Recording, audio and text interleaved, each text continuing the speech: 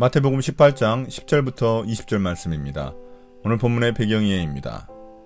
예수님은 잃어버린 양 한 마리 비유를 통해 목자의 심정을 강조하십니다. 공동체 안에 작은 자 한 사람에 대한 올바른 관심과 태도를 격려하시기 위해서입니다. 지극히 작은 자 한 사람이라도 잃지 않는 것이 하나님의 뜻입니다.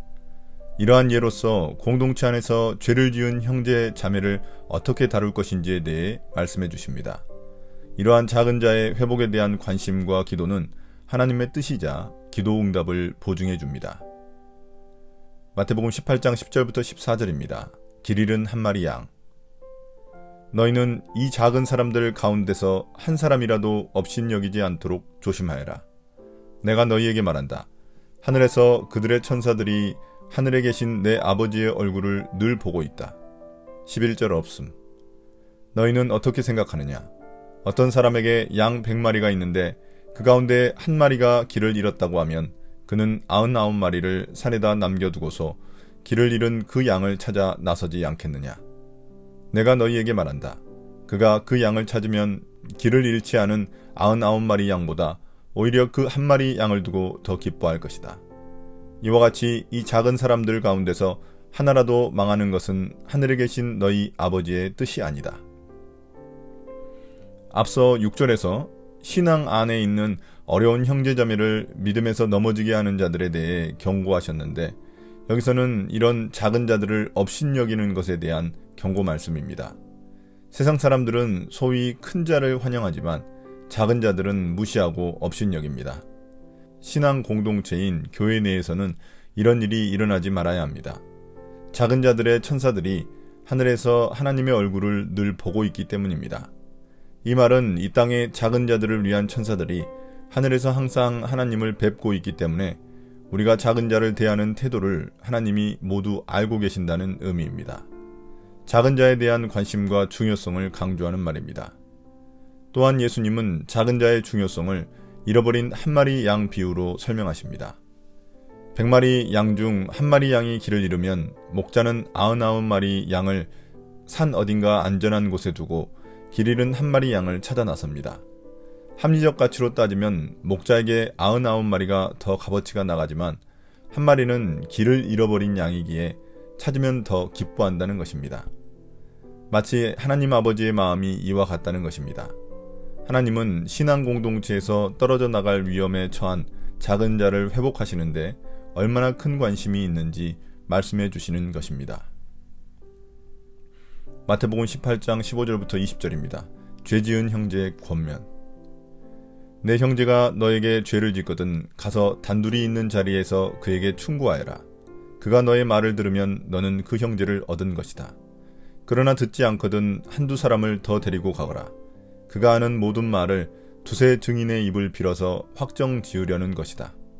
그러나 그 형제가 그들의 말도 듣지 않거든 교회에 말하여라. 교회의 말조차 듣지 않거든 그를 이방 사람이나 세리와 같이 여겨라. 내가 진정으로 너희에게 말한다. 무엇이든지 너희가 땅에서 매는 것은 하늘에서도 매일 것이요 땅에서 푸는 것은 하늘에서도 풀릴 것이다. 내가 진정으로 거듭 너희에게 말한다. 땅에서 너희 가운데 두 사람이 합심하여 무슨 일이든지 구하면 하늘에 계신 내 아버지께서 그들에게 이루어 주실 것이다. 두세 사람이 내 이름으로 모여있는 자리, 거기에 내가 그들 가운데 있다. 신앙 공동체 내에서 죄를 지은 형제자매를 어떻게 다루어야 하는지에 대한 말씀입니다. 앞서 잃어버린 양 한 마리에 해당되는 사람입니다. 예수님은 공동체 내에서 누군가 죄를 지은 것을 알게 되면 먼저 단둘이 있는 자리에서 충고하라고 말씀하십니다. 그 형제자매의 인격을 보호해 주시기 위해서입니다. 그러나 여전히 말을 듣지 않으면 증인 한두 사람을 더 데리고 가서 충고하라고 말씀하십니다. 그의 죄가 얼마나 위험하고 치명적인지 다른 사람들이 증인이 되라는 의미입니다. 그럼에도 불구하고 그가 말을 듣지 않으면 교회 공동체 전체의 말을 해야 합니다.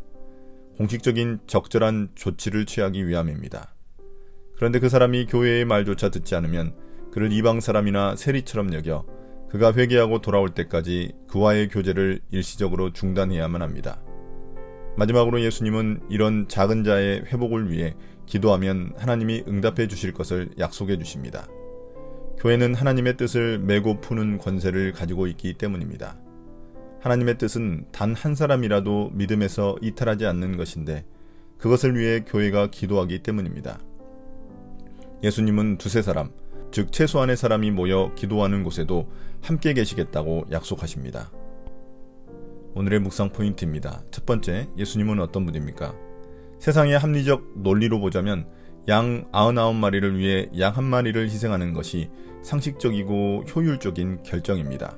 더구나 그 양 1마리가 보잘것없고 가치없는 것이라면 더욱 그러할 것입니다. 그러나 예수님은 작은 자 하나를 99마리 양만큼이나 아끼시고 찾으십니다. 우리 교회의 연약한 자가 바로 그 양 1마리입니다. 두 번째, 나에게 주시는 교훈은 무엇입니까? 죄 지은 형제를 위해 기도하는 일은 잃어버린 양 1마리를 찾으려는 주님의 마음과 함께하는 것입니다. 현대사회가 많이 바쁘고 이기심이 넘쳐나지만 교회 안에 형제자매에 대해 서로서로 지속적인 관심과 사랑을 가져야 합니다. 오늘의 기도입니다. 주님, 교회 안에 연약한 지체가 있다면 그를 위해 기도하겠습니다. 주님이 함께 하시기에 반드시 응답해 주실 줄 믿습니다. 예수님 이름으로 기도드립니다. 아멘.